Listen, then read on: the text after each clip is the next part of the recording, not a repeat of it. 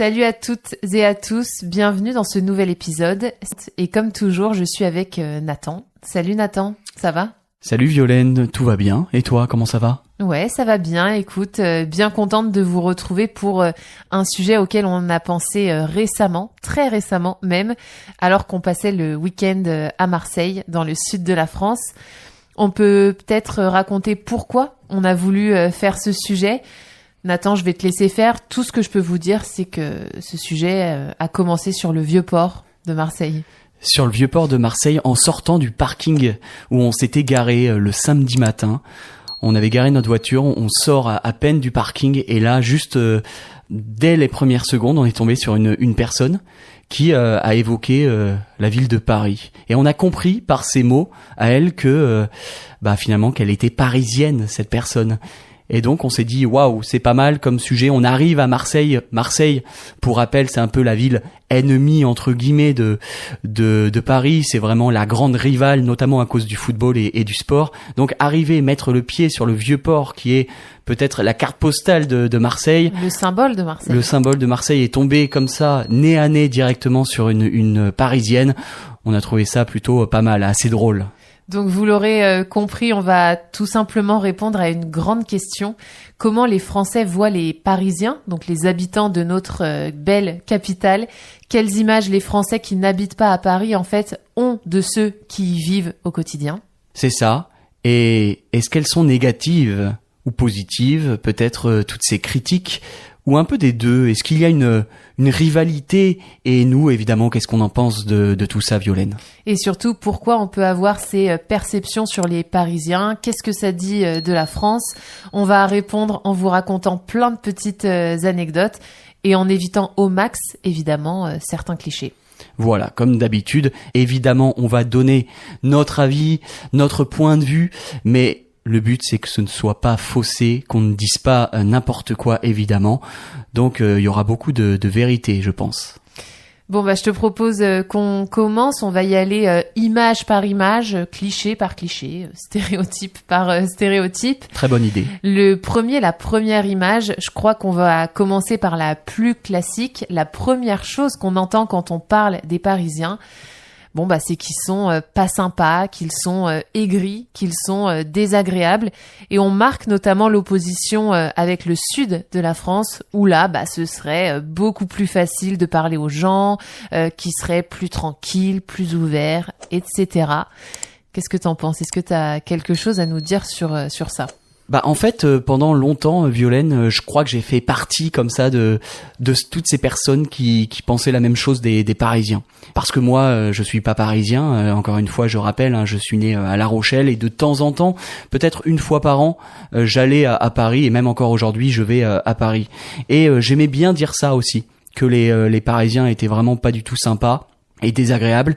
Je crois que en fait, avec un petit peu de réflexion, avec du recul, et puis maintenant le temps passe, donc je peux avoir du recul. J'ai l'impression que en fait, ce qui me posait problème, je sais pas si c'est du passé ou du présent. L'image a changé pour moi un peu ces derniers temps, mais c'est surtout le mode de vie. Le mode de vie des Parisiens, évidemment, qui nous agresse. Je sais pas si t'es d'accord avec moi, mais par exemple, cette fameuse expression, cette fameuse formule métro boulot dodo, c'est le métro qui use, qui fatigue, et tout simplement la vie à Paris, moi, m'épuise. Ouais, je suis totalement d'accord avec toi. Je pense qu'en fait que quand on arrive à Paris, ce qui nous agresse le plus, c'est pas les gens forcément, mais c'est la manière de vivre qui est ultra stressante, avec les métros qui sont bondés, il y a du bruit partout. Mais en fait, je crois qu'on confond le mode de vie et les gens, et que c'est pour ça qu'on dit que les gens sont tous aigris ou désagréables, alors que honnêtement, maintenant, quand je vais à Paris, et on y est allé notamment pour les JO, je trouve pas que les gens soient foncièrement différents que ailleurs dans leur manière de nous parler, dans le service, etc., quoi. On dit souvent que les Parisiens sont froids aussi. Ils font la gueule, petite expression, faire la gueule. Alors c'est un peu familier. On le dit aussi faire la tête. Donc des gens qui ne sourient jamais en fait. On a l'impression qu'ils ont toujours des problèmes. Mais t'as raison en fait. Mais c'est vrai qu'on peut se mettre à leur place. La météo aussi n'est pas la meilleure quand on compare parfois au reste de la France, notamment au sud, hein, où le ciel est souvent bien plus bleu.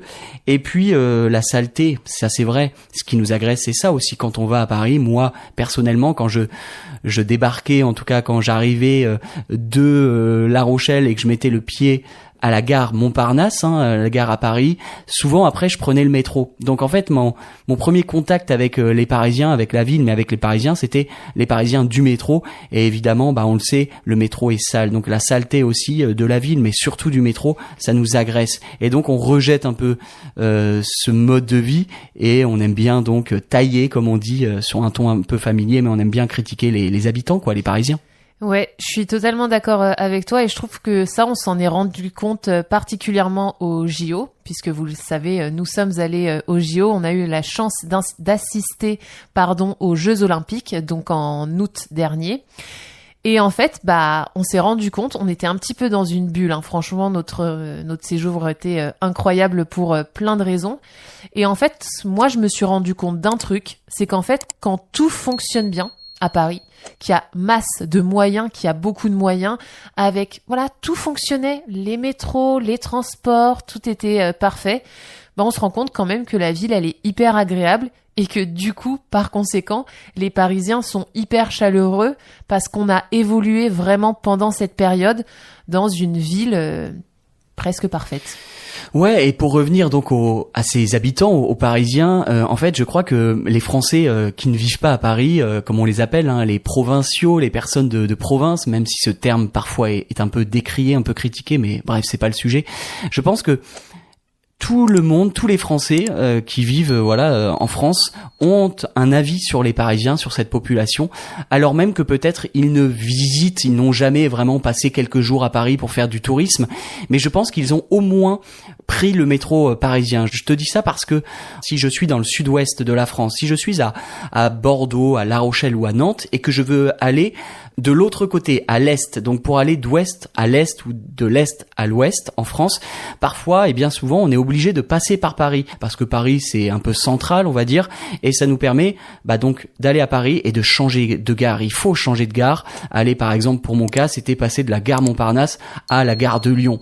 Et donc pour faire ce petit changement, bien souvent, alors on a plusieurs solutions, on peut prendre le taxi, mais parfois c'est un peu cher, et donc on va prendre le métro. Par exemple, ils habitent à Lyon, ils veulent aller en Bretagne, ils vont passer par Paris, ils vont prendre le métro, ils vont changer de ligne, ils vont prendre peut-être la ligne 13, la ligne 8, la ligne 4, peu importe, et en fait ils vont avoir l'impression qu'ils connaissent les Parisiens, alors même qu'ils connaissent seulement les Parisiens du métro. Voilà, c'est la seule fois où ils vont vraiment les rencontrer. Et après, ils vont partir dans leur destination. Donc, ils vont rester en tout peut-être 1 heure à Paris. Et ils vont voir pendant 1 heure des Parisiens. Et ils auront un avis définitif sur la question. Très bon exemple, ce changement de gare que moi aussi je fais souvent. Alors moi, j'arrive plutôt à Gare de Lyon et après je vais à Montparnasse. Et c'est le pire trajet du monde quand on prend la 4 et qu'on arrive à la station Montparnasse avec des longs couloirs, c'est vraiment très désagréable. Mais t'es d'accord sur ça? Et c'est pareil pour l'aéroport. Parfois, on est obligé d'aller à Paris pour ensuite prendre le RER ou un petit train pour aller à Roissy. Et il y a plein de gens qui habitent dans des villages en France et qui vont juste aller à Paris prendre le métro pour aller ensuite à l'aéroport. Ouais. Donc en gros, ce qu'on veut dire ici, c'est que c'est extrêmement difficile de faire une généralité sur les Parisiens. Et ce qui ajoute à cette difficulté, quand même, précisons-le, c'est que la majorité des gens qui habitent à Paris ne sont pas parisiens, ne sont pas nés à Paris. Moi, je pense évidemment à la majorité de mes potes, de nos amis qui habitent à Paris et qui viennent d'autres villes. Je pense à une pote qui vient de Dijon, Montauban, Bordeaux, Mâcon, tout ça, qui en fait sont presque obligés par la force des choses pour leur carrière professionnelle de vivre à Paris, mais ils ne sont pas parisiens. C'est ça. Moi, je dirais que j'ai une dizaine d'amis qui habitent à Paris. Si je compte bien, il y en a peut-être 9 sur 10. Allez, 90% des gens auxquels je fais référence, dont je te parle là, dans mes amis, en fait, ils habitent à Paris depuis 4-5 ans, peut-être 10 ans maximum, mais comme tu as dit, ils sont bordelais, ils sont toulousains, ils viennent d'ailleurs. Et j'ai vu un chiffre qui confirme ça. Dans tous ces Parisiens, 78% d'entre eux ne sont pas nés à Paris. Donc 78%, ça fait à peu près 4 Parisiens sur 5 n'est pas parisien, on va dire, de naissance, quoi. Donc c'est une énorme majorité, une écrasante majorité.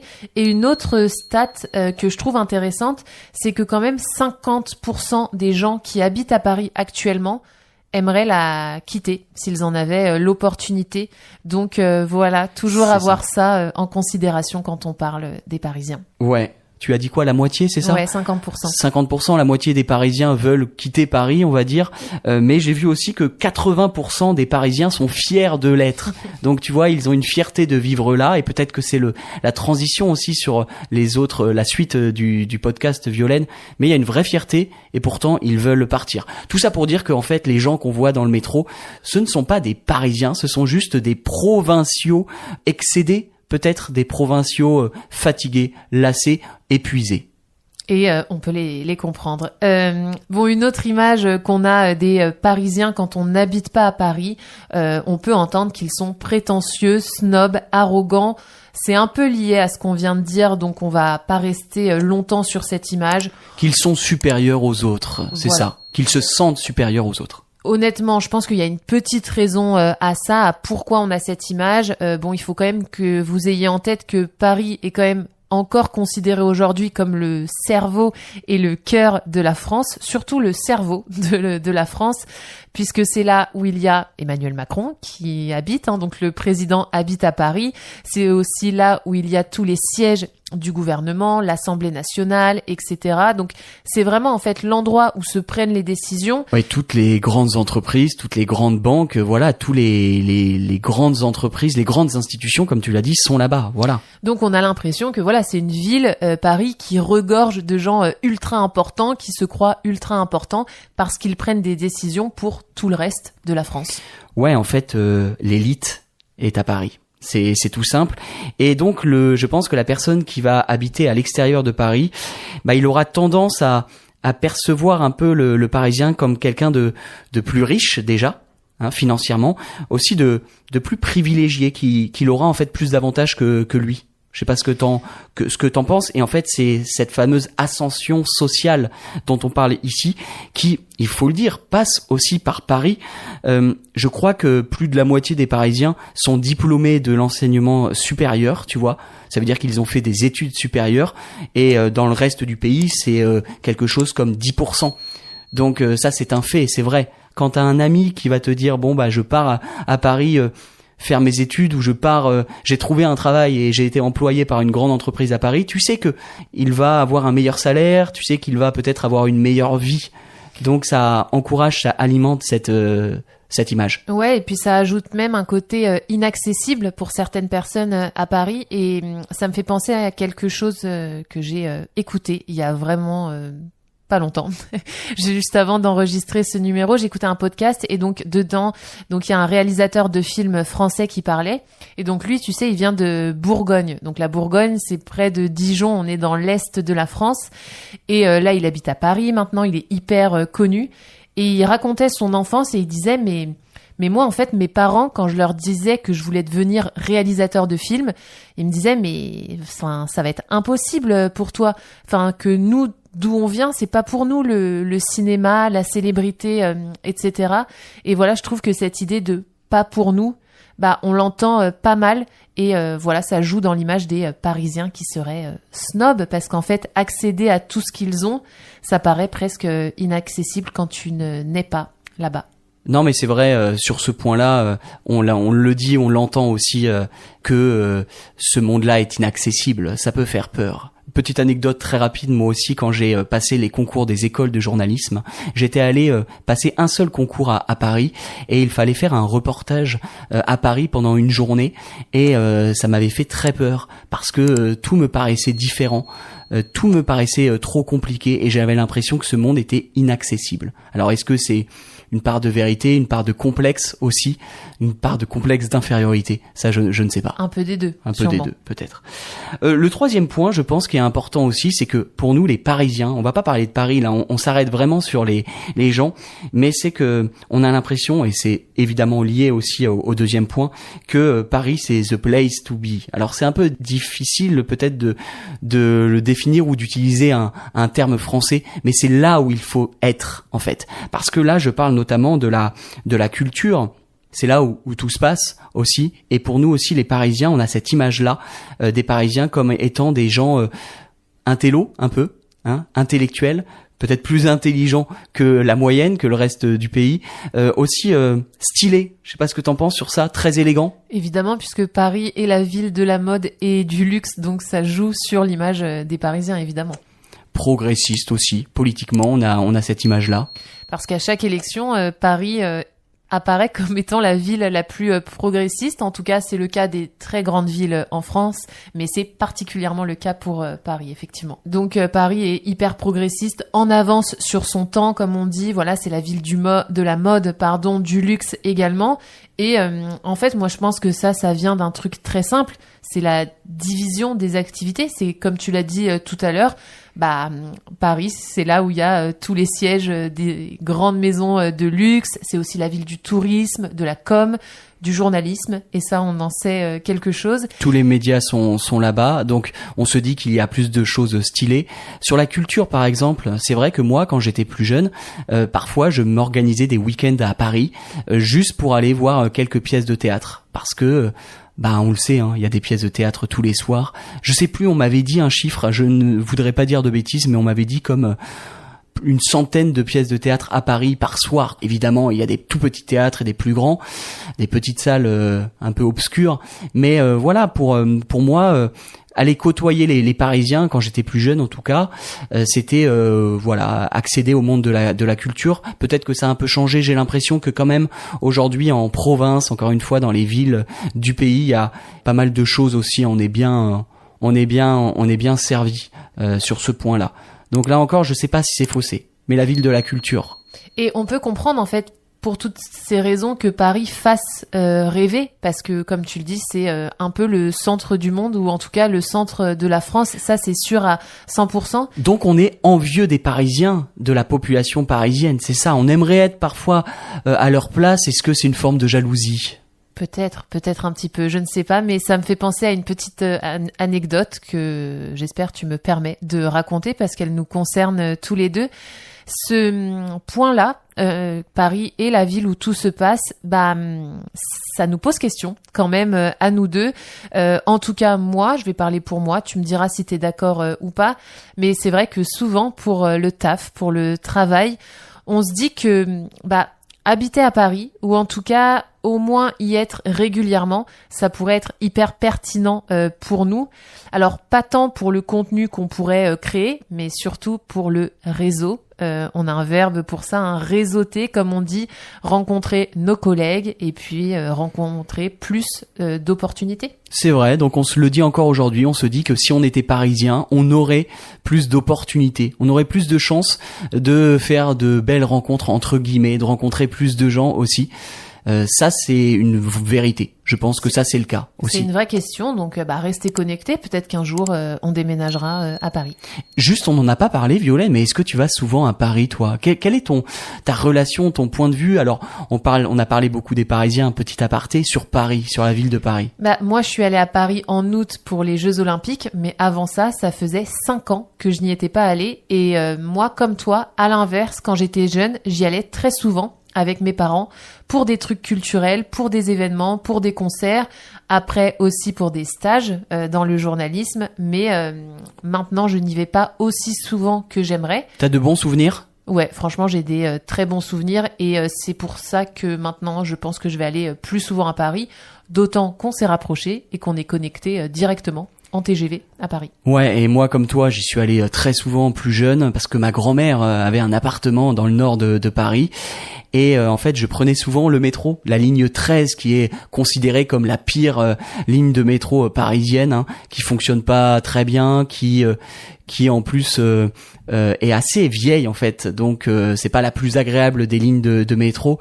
Donc j'ai été confronté aux Parisiens aussi dans le métro, mais j'ai des très bons souvenirs. Moi, j'aime beaucoup Paris, mais parce que j'ai toujours l'impression, et je pense que c'est vrai, que j'y vais que pour les bonnes choses. Je suis finalement, comme peut-être nos auditeurs, j'y vais pour le tourisme, j'y vais pour quelques jours. Je vois le bon côté des choses, mais je pense honnêtement que ça m'userait, que ça me fatiguerait si j'avais la vie d'un Parisien, quoi. Si je faisais métro, boulot, dodo. Et d'ailleurs, j'ai vécu un mois à Paris pour un stage quand j'étais à France Inter, à Radio France, avec toi, notamment aussi Violaine.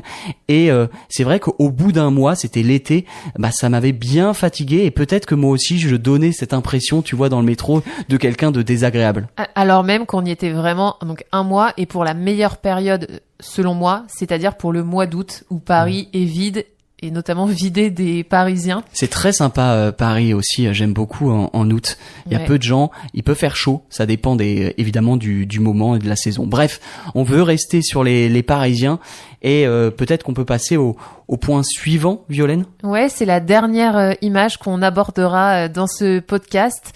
Ça, c'est quelque chose qui m'intéresse pas mal comme point et ça fait référence à l'anecdote de la Parisienne qu'on a croisée au Vieux-Port à Marseille. En fait, je crois que un des trucs un peu qui saoule pas mal de gens, qui énerve pas mal de gens, c'est que les Parisiens sont partout hors de France. Qu'est-ce que je veux dire? Que en fait, les Parisiens se déplacent énormément vers les autres villes et villages de France. Et surtout après la pandémie et avec le télétravail.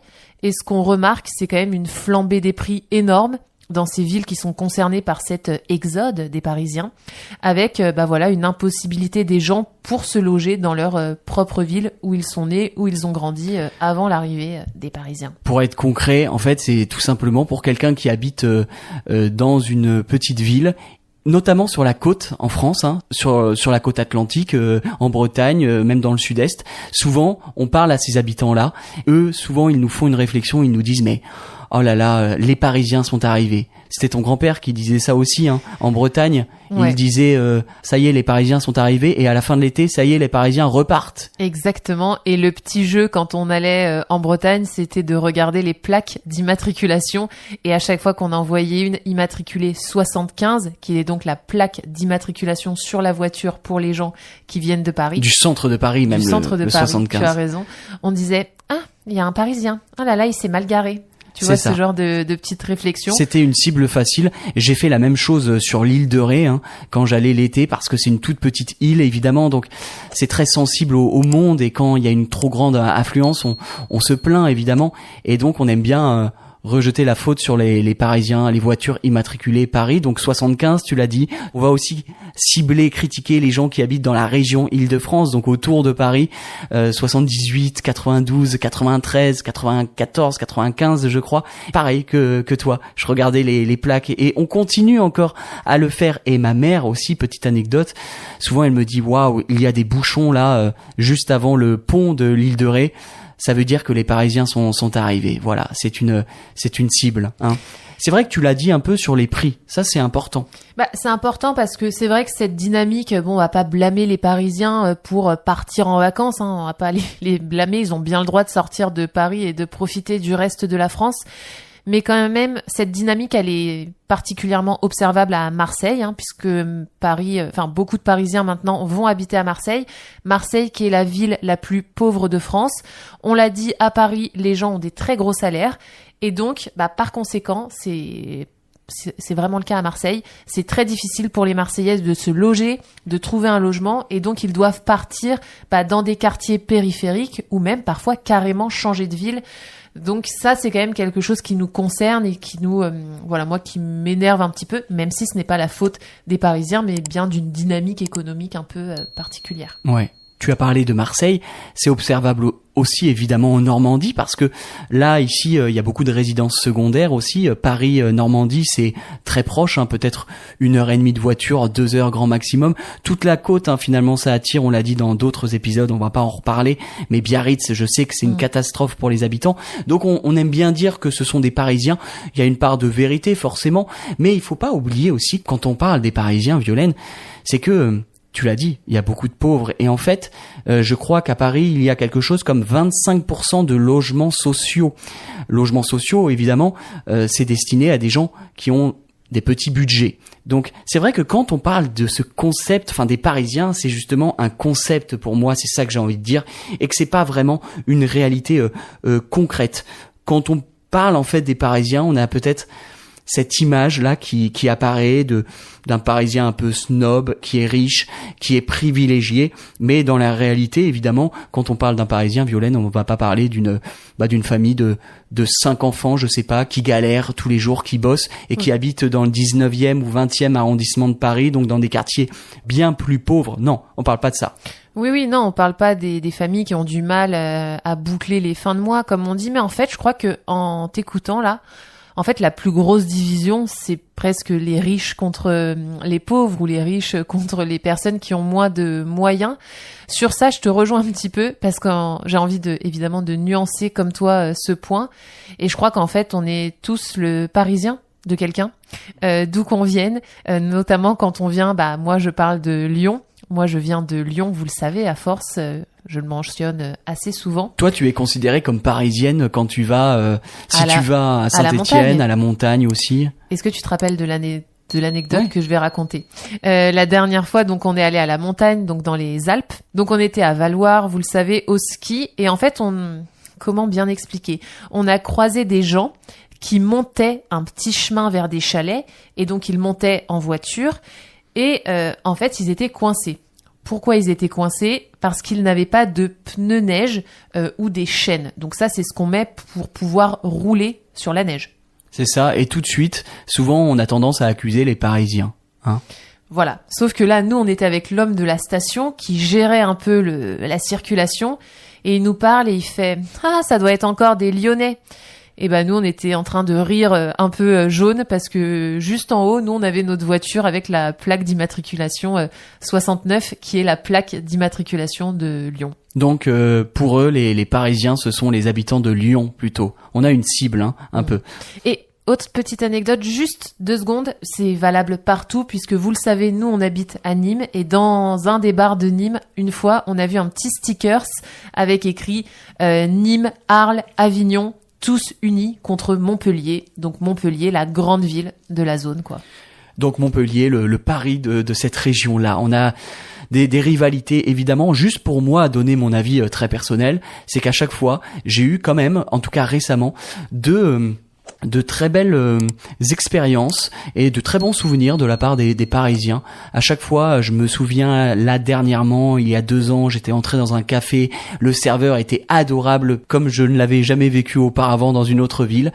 Et puis nous aussi, je me souviens, Violaine, il y a quelques années, dans un bar-resto, le serveur nous avait offert pas mal de verres et on s'était dit waouh, ça nous arrive jamais ailleurs. Donc en fait, on s'attend à un tel chaos que finalement on est agréablement surpris et comme quoi moi j'ai plutôt une très très bonne expérience de ces gens-là. Et ils nous avaient même offert une bouteille de vin entière et franchement ça nous est jamais arrivé ailleurs, donc mention spéciale à ce Parisien. C'est ça. Je pense qu'on a fait le tour de la question, Violaine, et je sais pas si t'es d'accord, on a terminé sur... Je suis totalement d'accord, je pense qu'on a pas mal englobé le sujet, donc allons-y. On va passer donc aux recommandations culturelles. J'en ai une, est-ce que t'en as une toi, Violaine?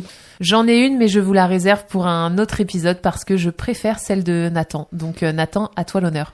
J'aimerais vous recommander 1 ou 2 petites chansons, peut-être 2 rapidement, sur Paris évidemment, et en fait d'une chanson qui s'appelle Paris Métèque de Gaël Faye, que j'ai déjà cité je crois dans ce podcast, parce que c'est un écrivain, il a écrit un super livre qui a eu un prix important, le prix Goncourt des lycéens, qui s'appelle Petit Pays, le livre. Mais là je vais vous parler du chanteur de Gaël Faye qui a écrit donc une chanson, Paris Métèque. Cette chanson parle du coup de Paris, non pas à Paris des paillettes, non pas à Paris la ville touristique, mais Paris en fait cette ville où les gens viennent des 4 coins du monde, en fait c'est ça, et qui parle de cette mixité en fait dont on parlait, donc la mixité sociale mais aussi la mixité ethnique de ces gens qui bossent en fait.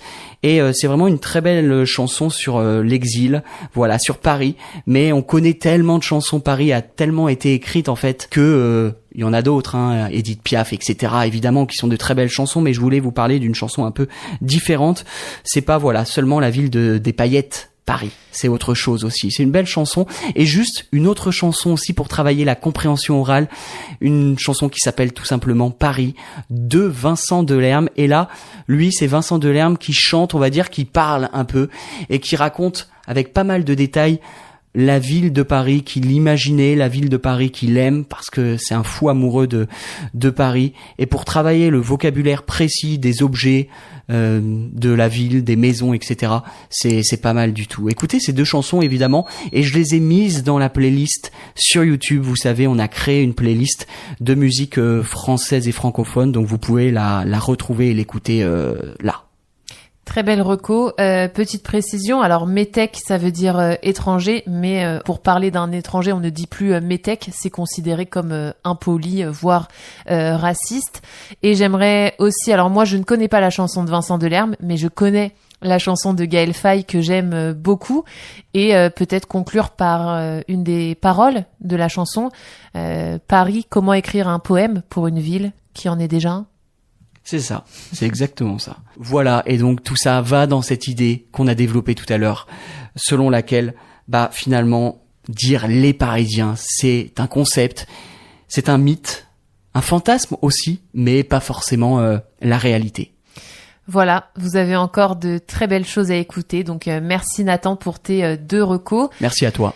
Petite question pour vous, quelle image avez-vous des Parisiens, quelles expériences vous avez eues lorsque vous vous êtes rendu peut-être dans la capitale française?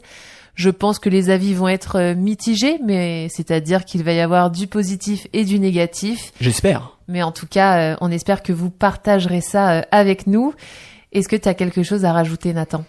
Absolument rien. Donc on va se dire au revoir. Si cet épisode vous a intéressé, n'hésitez pas à écouter les autres qui parlent des Français. Je pense notamment aux Français et l'argent ou encore nos épisodes sur la politesse en France. On vous dit à dans 2 semaines. Ciao ciao.